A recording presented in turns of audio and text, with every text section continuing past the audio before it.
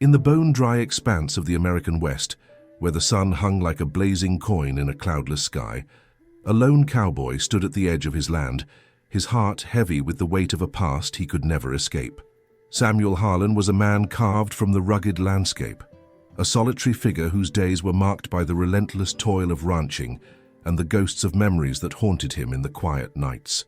The land he called home was vast and unforgiving, a patchwork of rolling hills and arid plains, where the cries of coyotes echoed against the distant mountains and the wind carried the stories of lives once lived. But life in this desolate corner of the world was about to change, thrusting Samuel into a moral quandary that would test his very soul. On that fateful morning, as he tended to his herd, the stillness of the air was shattered by the sound of hooves pounding against the earth. A group of figures emerged from the haze of heat, their horses glistening with sweat, the riders cloaked in dust and desperation. It was a small band of Apache, their faces drawn and weary, their eyes betraying a story of loss and flight.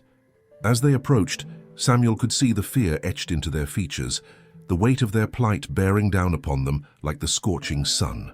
They were vulnerable, hunted, and in search of refuge. The sight of them stirred something deep within Samuel, a flicker of compassion ignited by the memories of his own lost kin. But the world outside his ranch was no sanctuary. It was a place ruled by prejudice and vengeance, where helping the hunted could lead to dire consequences. In that moment, the harsh realities of the West bore down on him. Would he risk his own safety to help these strangers, to defy the ingrained fears and animosities that plagued the land?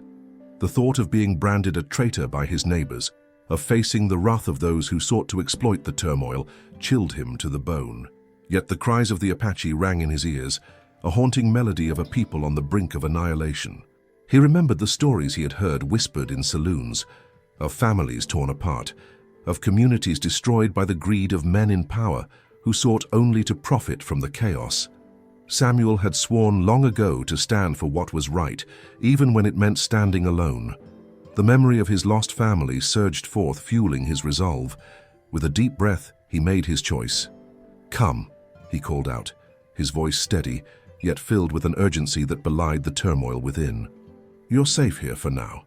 The Apache riders hesitated, glancing nervously at one another, but desperation drove them forward.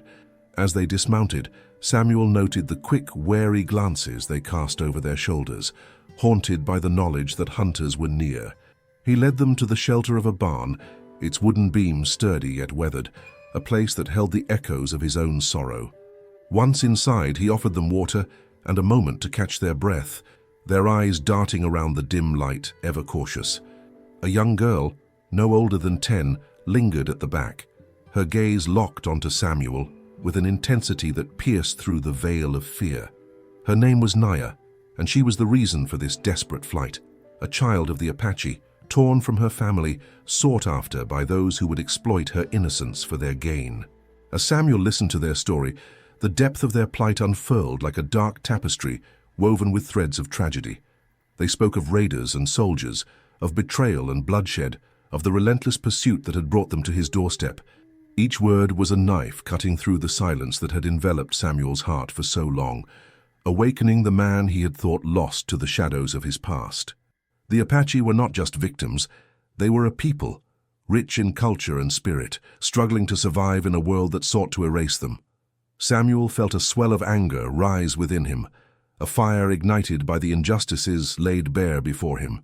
He knew that by helping them, he was not just offering aid, he was standing against a tide of hatred that threatened to engulf all that he believed in. Yet, even as he resolved to protect them, a sense of dread clawed at the edges of his mind. The name of the one who led the hunt, a man of power and ruthless ambition, echoed in the far corners of his memory. Sheriff Foster, a man who had long ago traded his badge for a noose around the necks of those he claimed to protect. Foster thrived on the chaos, a vulture circling the carcass of decency, exploiting the fears of the settlers to line his own pockets. Samuel knew that the sheriff would not rest until he had found the girl. The law was a double-edged sword in these parts, serving only those willing to pay the price.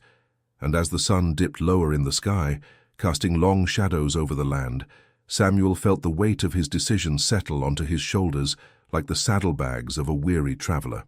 He had chosen to stand with the Apache, to protect the innocent. But at what cost? The road ahead promised danger, and Samuel understood that the moment he opened his door to them, he had locked himself into a battle that would test not just his courage, but the very essence of his soul. As the sun began to set, casting an orange glow over the horizon, the thought of 100 women on horseback, crying out the name of the child he had chosen to protect, resonated in his heart. He knew this was just the beginning of a story that would ripple through the dust and dirt of this unforgiving land. In a world where right and wrong blurred into shades of grey, Samuel Harlan was about to embark on a journey that would challenge everything he thought he knew. This was the West, raw and unyielding, a land where choices carved destinies, and the price of compassion could be measured in blood. And as the stars began to emerge in the twilight sky, Samuel prepared for the storm that was about to break, knowing that the choice he made today would echo in the annals of history, forever remembered by those who would ride to his aid and those who would seek to destroy him. The next morning dawned with an unyielding chill, the air thick with tension and uncertainty. Samuel stepped outside, his weathered boots crunching against the frost-kissed ground. The memory of those vulnerable figures from the night before haunted him, urging him to act, yet the weight of the world felt heavier than the vast sky above. As he made his way to the barn, the stark silence of the ranch was shattered by the distant sound of thunderous hooves. Samuel's heart raced. A sound so bold could only mean one thing. He turned to face the horizon, squinting against the morning sun, and there they were, 100 women, fierce and resolute, riding like a storm across the plains, their faces painted with the resolve of their ancestors. Their cries echoed in the wind, calling out the name of the child he had sheltered, the Apache girl who had unwittingly become the center of a brewing tempest. Fear and admiration coursed through him.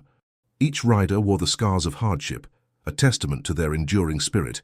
Yet they were not here just to honor their kin. They had come for retribution, and Samuel knew the dangers that lay ahead. He had chosen to defy the prevailing winds of hatred, but now those winds threatened to consume him. As the women closed in, he recognized a familiar figure among them, a woman named Naya, the Apache chief's daughter. She had once looked into his eyes with trust, and now there was a fire in her gaze that spoke of vengeance and justice. Samuel raised a hand, a gesture of peace, but the tide of emotion surged around him like a raging river, pulling him into its depths. "Samuel Harlan!" Naya shouted, her voice ringing with authority over the clamor of the crowd. "You sheltered one of our own. For this we ride to thank you, and to seek the truth of her capture." Before he could respond, a figure emerged from the dust. The town sheriff, a man named Eli Granger, known for his iron fist and a heart blackened by greed. His presence was a dark cloud, looming over the gathering like a storm. He had come to quell the rising tide, to crush the fragile alliance forming between Samuel and the Apache women. The sheriff had always seen the native peoples as pawns, a means to an end in his quest for power and wealth. "You're making a grave mistake, Harlan," Granger called out, his voice low and menacing. "Those women are nothing but trouble. You've invited chaos to your doorstep, and I won't let it spread." Samuel felt the weight of the sheriff's words bearing down on him, but he stood firm. "They are not trouble, Eli. They are human beings, seeking their lost kin. You've twisted their plight for your own gain, and I won't stand by while you exploit their suffering." The sheriff's eyes narrowed and a sneer crept across his lips. "You think you can protect them? You've made your choice, and now you'll pay the price. This is my jurisdiction, and I won't let your sympathies turn into a rebellion." The tension crackled in the air, thick and electric. Samuel could see the uncertainty flickering in the eyes of the women, the fear mingling with their determination. He knew he had to act quickly. The sheriff's next move would be swift and ruthless. As the crowd began to murmur, Samuel turned to Naya, desperation gripping his heart. "We need to find a way to reveal the truth about the child's disappearance and Granger's role in it. We can't let this end in violence." Naya nodded, her expression fierce yet resolute. "We will not let fear silence us, Samuel. Together we will uncover the lies that bind us. But we must be smart. The sheriff has many allies. He will not let you go unpunished." Samuel took a deep breath, the weight of their shared destiny settling over him like a heavy cloak. It was time to forge an alliance born not out of necessity, but out of a shared resolve for justice. The conflict that lay ahead would be fought not with guns, but with truth and the unyielding strength of a united front. As the sun climbed higher in the sky, Samuel rallied the women, speaking with the passion that ignited the fires of rebellion in their hearts. The battle ahead would be fierce, but with every word he felt the tides beginning to turn. They would not merely fight for one child, they would fight for the dignity of their people, for the truth buried beneath layers of deceit and corruption. And in the face of adversity, the resolve of a principled man and the courage of 100 women would intertwine, setting the stage for a reckoning that would echo through the canyons of the West. As Samuel stood before the gathered women, the gravity of their plight settled heavily upon him. Each face reflected a fierce determination, eyes glinting with a mix of defiance and sorrow. He knew that their unity was the key to shattering the chains of oppression that had bound them for far too long. "We gather today not just as women, but as mothers, sisters, and warriors," he began, his voice steady and unwavering. "Each of you carries the strength of your ancestors, the spirit of those who fought to protect our lands and our kin. We must harness that strength now. The sheriff thinks he can silence us, that he can sow division between our peoples. But we will show him the power of truth." A murmur of agreement rippled through the crowd, emboldening Samuel to press on. "We have the knowledge that he has betrayed his duty, that he has twisted the law to serve his greed. We will gather the evidence, speak to those who fear to stand against him, and expose the corruption that festers in this town." As he spoke, a sense of purpose filled the air, igniting a fire in the hearts of those women who had come to fight for a child, but now found themselves standing for justice in a broader sense. They began to share stories of their own struggles, each tale weaving into a tapestry of resilience that strengthened their resolve. Yet as they strategized, the shadows of danger loomed larger. Samuel could feel the watchful eyes of the sheriff's men lurking in the periphery, eager to pounce on any sign of rebellion. He knew the risk of defiance would come at a steep price, and the thought of that consequence weighed heavily on him. But as night fell, so too did a sense of clarity. The women would not just be voices of resistance, they would be the eyes and ears of the community. Samuel urged them to disperse, to go among their families and friends, to gather stories and evidence, and to spread the word of their intentions.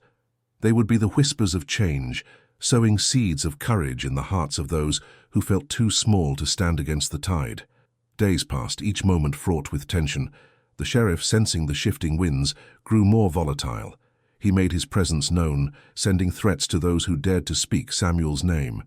But the women did not waver. Instead, they gathered strength, determined to protect one another and their shared mission. Then, in the early hours of dawn, a messenger arrived at Samuel's door, panting and desperate. "They're coming," she gasped, wide-eyed with fear. "A posse! The sheriff knows what we're planning. They're headed this way." Samuel's heart raced, but in that moment, a thought struck him like lightning. He turned to the women, now gathered with him once again. "We can't meet them head-on, but we can outsmart them. We'll create diversions, lead them away from the truth we're protecting. We will use the land to our advantage." With a newfound sense of urgency, they set to work. Samuel and the women crafted a plan, utilizing the rugged terrain to confuse and mislead the sheriff's men. They would split into groups, making it appear as though they were scattered, creating false trails and distractions, guiding the posse into the depths of the wilderness, far from where the truth lay hidden. As they prepared to execute their plan, Samuel felt a pang of fear for the child who had sparked this uprising. He thought of her laughter, her spirit, and the strength she had unwittingly bestowed upon them all. She was the light in a dark world, and they would not allow her to be extinguished. The time had come to act. They mounted their horses, hearts pounding with a mix of dread and determination, and rode into the unknown, ready to confront the sheriff and the corrupt machinery of power he wielded. Each beat of hooves echoed with the promise of justice, a reckoning fueled by the voices of those who had long been silenced. In the heart of the West, a storm was brewing, and Samuel was ready to face it head-on. As the sun dipped low in the sky, casting long shadows across the terrain, Samuel and his ragtag band maneuvered through the underbrush, their breaths steady but heavy with the weight of what lay ahead. The air was thick with anticipation, the scent of impending confrontation lingering like a thunderstorm waiting to break. In that moment, a figure emerged from the dusk, silhouetted against the fading light. It was Sheriff Dalton, flanked by a dozen grim-faced men, their presence a stark reminder of the power he wielded. The sheriff's eyes narrowed as he took in the sight of Samuel, the lone rancher who dared to defy him. "Well, well, if it isn't the noble protector of the natives," he spat, a sneer curling his lips. "You think you can shield them from my law? From justice?" The tension crackled in the air, each man on horseback aware that this was more than a confrontation. It was a battle of wills, the fragile line between right and wrong drawn in the dust beneath their boots. "They're just trying to survive, Sheriff," Samuel replied, his voice steady, yet laced with a tremor of defiance. "They don't deserve your cruelty." Dalton laughed, a harsh, mocking sound that echoed across the canyon. "Cruelty? I'm the law here, Samuel. You're just a man lost in his own grief. You think standing up for those savages makes you a hero? It makes you a fool." Samuel's heart raced, his mind churning with the weight of the sheriff's words. He had faced down men before, but never like this. He felt the eyes of the women and the child upon him, each gaze a silent plea for him to hold strong. Then, as the sun surrendered to darkness, a piercing scream shattered the stillness. It came from the brush where they had hidden the child. Samuel's blood ran cold. The sheriff's men had found her. Dalton's expression shifted, a malevolent glint igniting in his eyes. "There it is, Samuel, the prize you were so desperate to protect. Hand them over, or watch the girl suffer the consequences." In that moment, a revelation struck Samuel like a bolt from the blue. The vulnerability of the child was not just a weapon against him, it was a bargaining chip in a larger game. This was not just about a corrupt sheriff and a few desperate souls. It was a conspiracy, a calculated plan to ignite violence between the settlers and the natives for the sheriff's gain. "Why are you so desperate for blood, Dalton?" Samuel challenged, forcing his voice to remain calm. "What do you stand to gain from this?"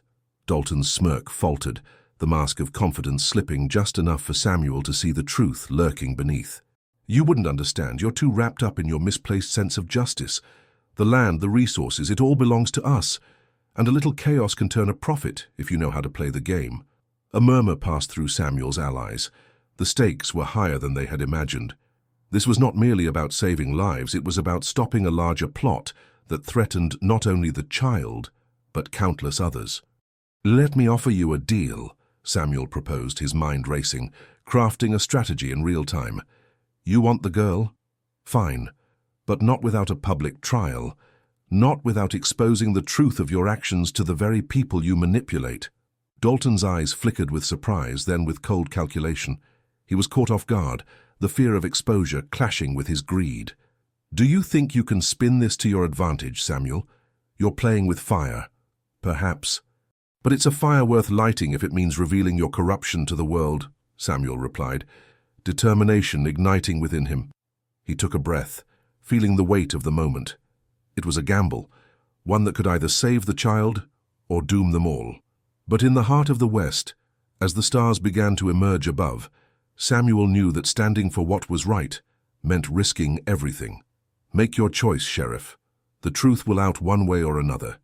As silence stretched between them, the rugged landscape bore witness to the clash of ideologies, the shifting sands of morality, and the fragile thread of hope that hung in the balance.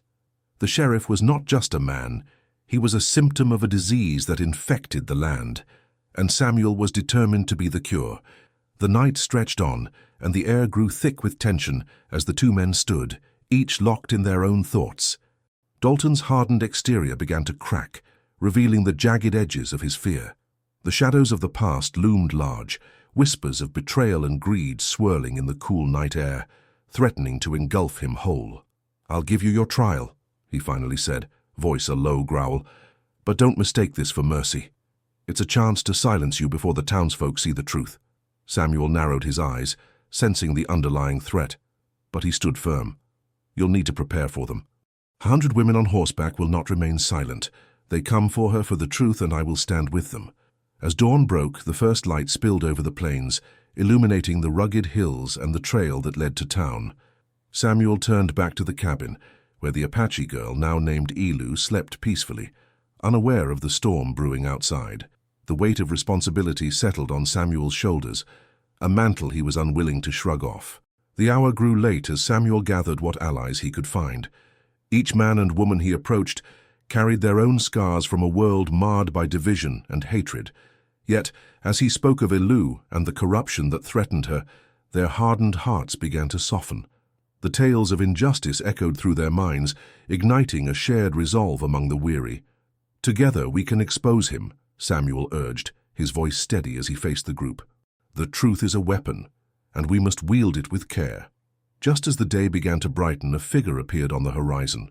A column of riders, women of the town, each bearing the weight of ancestral strength and the fierce spirit of the land. They rode like a river surging through rocky terrain, their resolve an unyielding force against the tide of corruption. As they approached, the leader, a woman named Windsong, called out, her voice a clarion call that rippled through the air. "Where is the child? Where is the justice that we seek?" Samuel stepped forward, heart racing. "We will take a stand today, not just for her, but for every soul who has suffered at the hands of men like Dalton." The women dismounted, rallying around Samuel and Windsong. A united front, they prepared to march into town, their spirits intertwined with the fate of the child. But unbeknownst to them, Dalton was already spinning a web of deceit, using the very prejudices of the townsfolk to turn them against the Apache people. He painted a picture of savagery, of danger lurking in the shadows, and as whispers spread, so too did the fear that festered within the hearts of the people. That afternoon, the sun hung high in the sky as Samuel and the women approached the town square, their presence igniting a palpable tension. Dalton stood at the center, flanked by his men, his demeanor one of confident arrogance. "Are you here to surrender?" he sneered, eyes glinting with malice. "Or will you try to protect the beasts that plague our land?" Samuel's voice rang out, clear and unwavering. "We are here to expose you, Sheriff, for the coward that you are. The truth will echo through these streets today." The crowd murmured, faces etched with uncertainty. In that moment, a spark of hope ignited within Samuel, igniting a fire that could not be extinguished. The tide was turning, and as voices rose in defense of Elu and their shared humanity, the walls of prejudice began to crack, revealing the potential for unity. But Dalton, sensing his grip slipping, prepared to unleash his final gambit, a dangerous play that could derail everything Samuel had fought for. As the sun began to set, casting long shadows over the square, the true confrontation loomed ahead, charged with the weight of history and the promise of redemption. In the heart of the West, where the land whispered tales of both sorrow and courage, the stage was set for a reckoning that would change everything. Dalton's smile twisted into a snarl, his eyes darting between Samuel and the gathered townsfolk, seeking weakness, like a wolf hunting for the stray lamb. "You think a few cries for justice will sway me? You think I fear a rabble of farmers and drifters?" His voice dripped with contempt, yet beneath the bravado lay an undercurrent of fear, knowing the crowd was shifting against him. Samuel took a step forward, heart hammering against his ribs. "This isn't just about Elu, it's about right and wrong. It's about the blood on your hands and the lives you've destroyed." He pointed an accusing finger at Dalton, the weight of his words reverberating in the evening air. The crowd, emboldened by Samuel's courage, began to murmur, voices rising in a chorus of support. "Truth!" they called. "Justice!" The power of the collective spirit surged, washing over the square, yet Dalton remained resolute, his face a mask of rage and desperation. "Enough of this nonsense," he shouted, his voice echoing off the buildings. "You've all been fooled. These people are savages, and I will not let your ignorance put our families in jeopardy." His men shifted uneasily, glancing at one another, uncertainty flickering in their eyes as the resolve of the townsfolk deepened. And then, from the shadows of the alleyway, emerged a figure that sent a ripple of astonishment through the crowd. It was Elu, her presence striking and poised, the Apache child who had ignited this firestorm. Her voice, though quiet, carried a weight of authority that hushed the murmurs. "I am not a savage. I am a child of this land just as you are." Gasps rippled through the gathered masses, and Samuel felt a swell of pride. Elu stepped forward, her gaze locking onto Dalton's, unwavering and fierce. "You hide behind your badge and your lies. You prey on fear, but I am here to show them the truth." In that moment, the air thickened with tension. as if the very heavens held their breath. Dalton's bravado faltered, but he quickly regained his composure, rage boiling over. "You're just a child. What do you know of the world?" Elu squared her shoulders, defiance radiating from her. "I know that you have wronged my people. I know that you are the true savage here, and today the truth will be revealed." The crowd erupted in renewed shouts, the power of her words igniting a fire that refused to be extinguished. But Dalton, backed against the wall, knew he had one last card to play. "You think you've won?" he spat, voice trembling with fury. "You don't know what I'm capable of. You don't know what secrets I hold." The crowd fell silent, fear creeping in as Dalton's threat lingered in the air. Samuel's heart raced as he glanced around, sensing the tension hang like a storm cloud ready to burst. "What secrets?" he demanded, his voice steady, challenging Dalton to reveal his hand. In response, Dalton's lips curled into a wicked smile. "Why, Samuel, you really don't know, do you? That child is not the only one with a story to tell. There are whispers of a hidden truth that could destroy everything you've fought for. And if you push me, I will make sure those whispers become screams." A hush fell over the crowd, and Samuel felt the weight of the moment press down upon him. Elu's hand found his, a silent pact formed in the face of adversity. The revelation loomed, a potential upheaval that threatened to unravel all they had built. But Samuel's resolve hardened. "Let's hear it then. Let's lay all the cards on the table." Dalton's eyes flickered with both anger and something else. Fear, perhaps. The townsfolk began to murmur again, emboldened, sensing the shift toward a confrontation not merely of guns and fists, but of truth and integrity. As night descended, the stars began to pierce the dark sky, a vast tapestry witnessing the unfolding drama. The stakes had never been higher, and Samuel, Elu, and the townsfolk prepared for the final showdown, understanding that victory would not come from violence, but through exposing the darkness that Dalton had hidden for so long. The resolve to stand together had transformed them, turning fear into courage, and as Samuel faced Dalton, he knew that the truth, however dangerous, would be their greatest weapon. As Samuel stood before Dalton, the tension in the air thickened like the dust rising from the parched earth. "You've been playing us all for fools," Samuel declared, his voice steady, resolute. "This town deserves to know who you really are." Dalton scoffed, but there was a tremor in his bravado. "And you think a couple of half-breeds and a washed-up rancher can take me down? You're delusional." Elu stepped forward, her voice clear and unwavering. "The truth is stronger than your lies, Dalton. We have witnesses, records, and the courage of this community behind us. You've exploited our people for too long." A murmur swept through the crowd, emboldened by Elu's words. Samuel could see the flicker of doubt in the faces of those who once stood by Dalton. "Make your case," Dalton sneered, but the bravado was slipping, replaced by the creeping realization that the tide was turning against him. Samuel, with the evidence in hand, documents proving the corruption and deceit, the manipulation of resources, the lies spun to pit neighbor against neighbor, began to speak. Each word cut through the thick fog of ignorance and fear that Dalton had cast over the town, revealing the truth that had been hidden in the shadows. As the pieces fell into place, it became clear that Dalton's greed had not only endangered the lives of the Native Americans, but had also robbed the townsfolk of their own dignity and safety.